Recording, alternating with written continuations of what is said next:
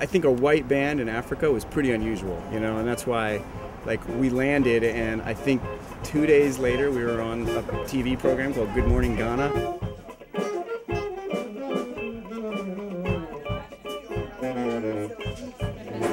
Everywhere we went, we played with a local band, or a few. So we met a lot of really great local bands. Some of them never have played with electricity before.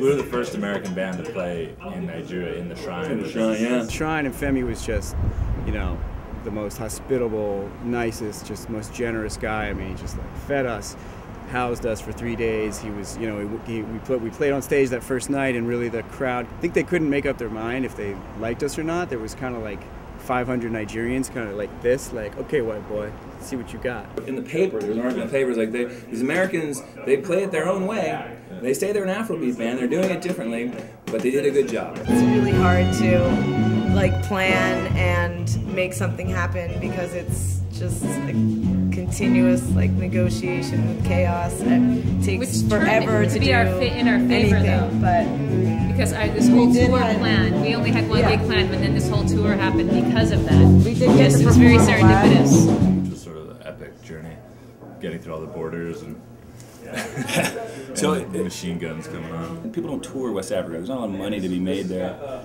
In fact, it costs. There's none money. There's negative money to be made there. Our singer, Lara Makovich, lived there for a year before I met her, before this band started, and she learned a lot of traditional songs. A lot of the songs, especially on our first couple albums, are original music with traditional Ghanaian songs that she learned. Yeah, we were really trying to like talk about alternative fuels in West Africa, and we Clean talked, water. Yeah, clean water. Clean we had water. water filtration systems, and we talked to the government, and we were like on Ghanaian national TV talking about biodiesel. And we definitely read a lot about Fela and the whole history, and the songs like Zombie that were about the army raid, and you know, Kalakuta Republic and everything. But being there and feeling that history was heavy. But when the people recognized their songs like in a, you know, more modern context, they were really excited about it. I think because they're kind of losing their culture to, you know, the further and further penetration of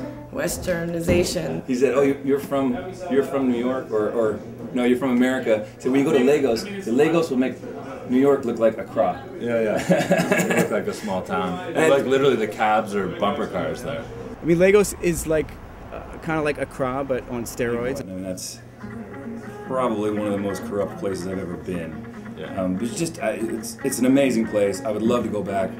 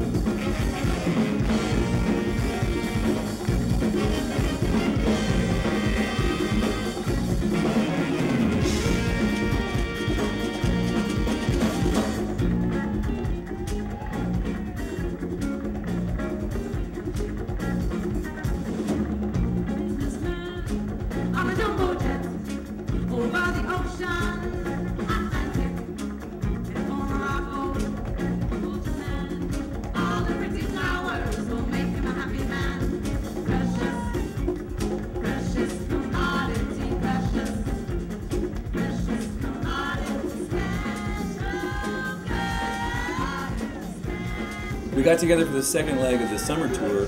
Henry had written a tune, Henry hung. Charlie Girk, the Barry sax player, had written a tune. Sylvan Carton had written 2 tunes. And we had literally one rehearsal, and then we hit the road. And so we learned 4 songs that night. We look at it more as a creative thing than a marketing thing, because we kind of release our own stuff. So it's like, it was time creatively to do another album. New vocalists definitely have to learn to sing in dialect. That's what we've been doing. That's what we want to do, is kind of release more stuff online and maybe give tracks away, and just build that community that we have. Well, she's actually very articulate. She's an encyclopedic mind. It's amazing what's stored in that fur hat of hers. And so she writes everything out phonetically for us, and she's a great teacher. We ended up taking a thumb piano and mbira and putting a pickup on it, and then running that through. Actually, we had it through like two guitar amps and an enormous bass cabinet, and cranking those things all the way up until it distorted, you know.